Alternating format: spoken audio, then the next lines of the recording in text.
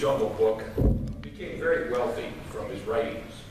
And one time a newspaper reporter was talking to him, and I don't know if the man was trying to harass him or just was interested, but he said, you know, someone calculated and they figured that you earn $100 for every word you write. And the reporter, being a little bit cynical, pulled out a $100 bill and handed it to him and said, give me a $100 word. And Kipling looked at the bill, folded it, put it in his pocket, and said, thanks. A simple concept. Thanks. But it's not a $100 word, it's a $1 million word. It's a word rarely spoken, too seldom heard, and way too easily forgotten. Dr. Nick Sennett of the University of Nebraska did a study, a series of studies on families. And he found that families that do well together express thanks a lot. Families that are strong, families that have a good bond, say thank you for even little things, and they appreciate each other, and it's very clear. Another study examined the workplace and found that there has to be a ratio of 4 to 1, thanks over criticism, in order to be considered a positive work environment. It's just simply a fact that thankfulness has a positive effect on people. Thankfulness blesses the people in your life. And I believe personally an attitude of thankfulness blesses yourself.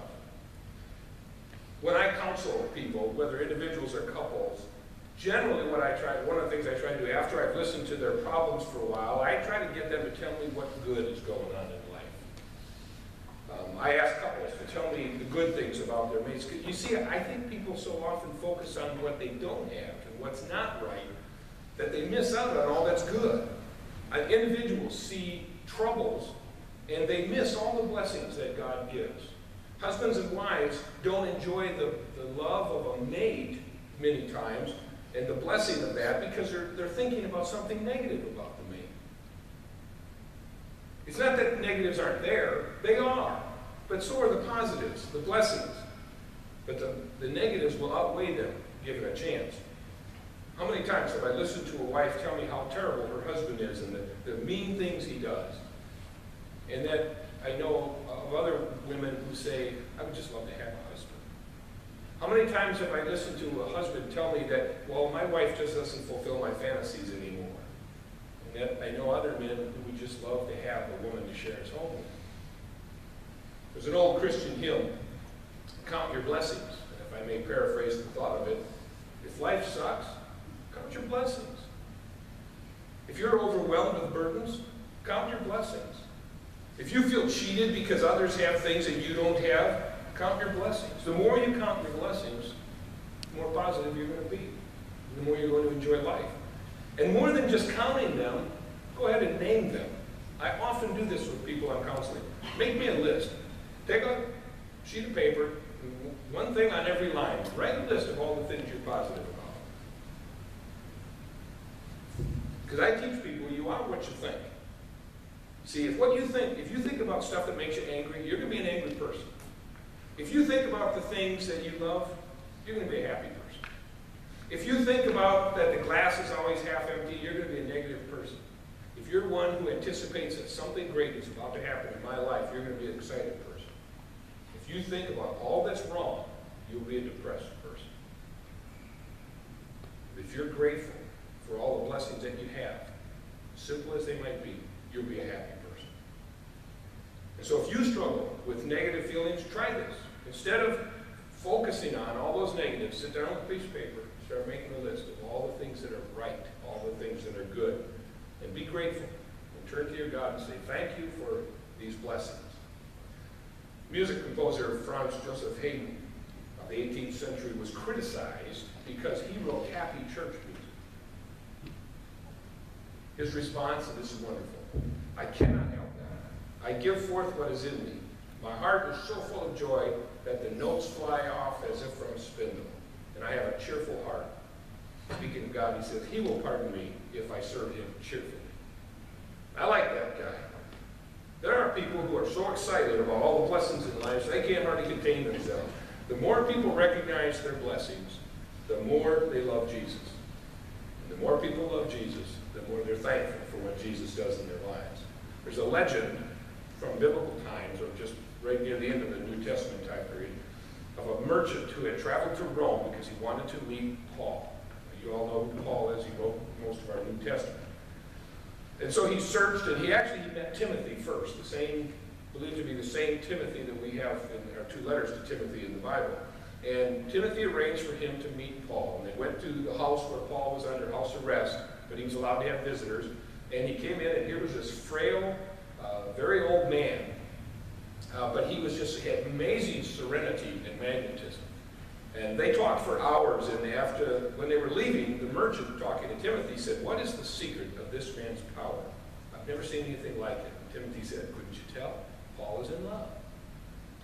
And he's in love. Timothy said, "Yes, he's in love with Jesus." The man goes, "That's it? That's all?" Timothy's answer, "Sir, that is everything." This man, Paul, suffered physical persecution. He was harassed, beaten, tortured, flogged, imprisoned. But he would not be defined by his circumstances. He wrote, "I have learned the secret of being content in any and every situation, whether well-fed or hungry, whether living in plenty or in want.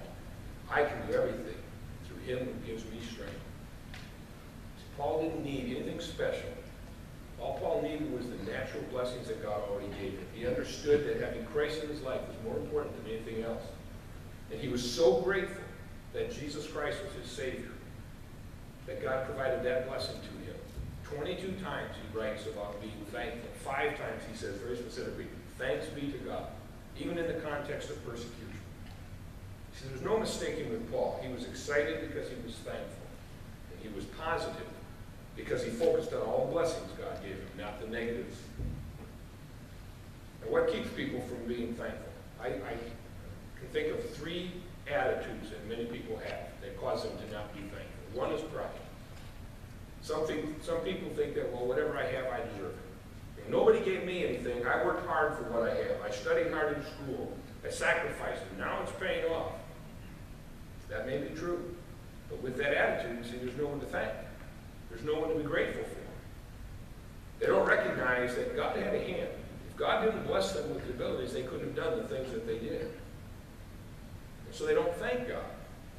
If you can't see how it is God who enables your success, having given you talents and gifts, so instead of being thankful for his greatness, you're not going to have a reason to thank God. And so that pride will prevent it. Another attitude that keeps people from thanking God is a critical spirit. People who are constantly complaining will squash any sense of thankfulness. You know, if everything in life is bad and wrong, well, then what's there to be thankful for? So people won't be thankful. I read about a woman in a church in a farming community who was just such a complainer, always negative about something. We all know people like that. But one day the preacher took her aside, and he thought he had the thing that would turn her around. And he said, I've heard that you have the best potato crop in town. You must be very happy. And she said, well, that's true. It is a good crop. But what am I going to do when I have to have some bad potatoes to feed the pigs? A critical spirit will destroy a sense of appreciation. And then a third thing is carelessness. You know, if the sun only came up one time a year, do you think you'd get up in the morning to see it happen? If the stars only shone one night a year, would you stay up late enough to see the stars? If you were only allowed to worship one Sunday a year, would you miss it? See, the sun rises every day, the stars come out every night, and we get to worship anytime we want. We have services here every week, Saturday night, Sunday morning. And so a lot of times people grow careless of those things. Now, I've never been to Africa. I have a good friend of mine, professor, he's with the Lord now. But he had preached in Africa several times, and at some very remote villages. And he told me one time, we were talking, he said, you know, when you go there to preach, he said, you better have 4 hours of a sermon. Because those people walk for 8 hours to get there, and if you're not going to preach for 4, they wonder why you even bother coming. See, they appreciated the fact that somebody would come to preach to them, and they wouldn't waste it. We do well to not allow ourselves to assume that we'll always have these blessings. Right now we can see the sun every day, we can see the stars every night, we can worship freely every day, but it might not always be that way. Pride, complaining, and carelessness will cause us to lose a sense of thankfulness. And if we lose that sense of appreciation, then even when we experience something great, we won't be thankful. And we won't certainly express thanks to God. On his way to Jerusalem, Jesus traveled along the border between Samaria and Galilee. As he was going into a village, 10 men who had leprosy met him. And they stood at a distance and they called out in a loud voice, "Jesus, Master, have pity on us." When he saw them, he said, "Go show yourselves to the priests." And as they went, they were cleansed. One of them, when he saw he was healed, came back, praising God in a loud voice. He threw himself at Jesus' feet and thanked him. And this man was a Samaritan. Jesus asked, "Were not all 10 cleansed? Where are the other 9? Was no one found to return and give praise to God except this foreigner?" And then he said to him, "Rise and go. Your faith has made you well." Now that's a nice story, but it's also a sad story. Now leprosy is a terrible disease. It's sometimes called Hansen's disease. It's actually a bacteria, and it just causes your skin to develop scabby sores, and you lose a sense of touch. You can't feel things. And many times a chronic leper will have no fingers left because they maybe would injure a finger, don't even know it's injured. It gets infected and it actually can fall off before they even realize there's something wrong. It's somewhat rare today, 189,000 chronic cases known in the world, 230,000 cases new each year. But see, it's treatable today because it's a bacteria, and we understand bacteria, and we have medications for that. But in Jesus' day, there was no treatment for it. If you had leprosy, you were just going to die from it. And so, because it was a bacteria, it's very easy to transmit to another person, and so lepers were contagious, and so they were kept away from everybody else. The Old Testament law required the person with such an infectious disease must wear torn clothes, let his hair be unkempt, cover the lower part of his face, and cry out, "Unclean, unclean." In other words, he had to look sick, and he had to tell everybody he was sick wherever he went. As long as he has the infection, he remains unclean. He must live alone. He must live outside the camp. It means like he can't live in town. He's got to be outside in the countryside somewhere. Now, no specific distance was ever mentioned in the Bible, but one Jewish authority said that when a leper was upwind, he was required to stay 50 yards away from healthy people. And these 10 men had never been around other people since they picked out lepers. They were off to themselves. And they kept themselves away from Jesus. The proximity to Samaria explains why one of these guys was a Samaritan. Samaritan is like a half Jew and half Gentile, but they weren't considered Jews because of that. But there's nothing like the common misfortune, something like leprosy, to bring people together. Misery loves company. In leprosy, everyone is equal. And this was not Jesus' first encounter with leprosy. Earlier, there's a report, a story of how he not only did he heal a guy with leprosy, he hugged the man first. Now, for their part, these guys did what they were supposed to do. They kept their distance, and the Bible tells us they shouted to him. They didn't use their inside voices. They used their outside voices. They shouted to Master, and they used a specific term there, not the normal term that we would use like "Sir, would you do something for me?" But they used a word that's a word of authority, like a chief or a commander of a military unit. And they said, "Have mercy on us, or would you help us in our time of need? Would you order this leprosy off of us?" And then Jesus didn't use any kind of magic formula. He didn't wave a magic wand or anything. All he did was say, "Go show yourselves to the priests." Now I want you to catch that phrase, or the next phrase. It says, as they went, they were cleansed. And actually it should be translated, in their going, they were healed. See, we don't know if they even made it to the priests. We don't know if they got to a synagogue. All we know is that as they did what Jesus told them to do, they started going. They were healed. And then the story takes, I think, a very sad turn, because 10 guys healed. One guy looked at himself and said, "I'm clean." He went back and found Jesus and said, "Thank you." I don't know what happened to the other 9. I don't know why not. Maybe it was pride. Maybe they thought, the reason we got healed is because that man told us to go and we go. That's why we're healed. So it's our fault. Or maybe it was a critical spirit. Maybe that, we've been sick like this for all these years. And we've been praying to God and he didn't do anything. We've been outcast for all this time. So maybe they thought that they were so critical of all their years of leprosy that they didn't see the blessing when it came. Or maybe it was carelessness.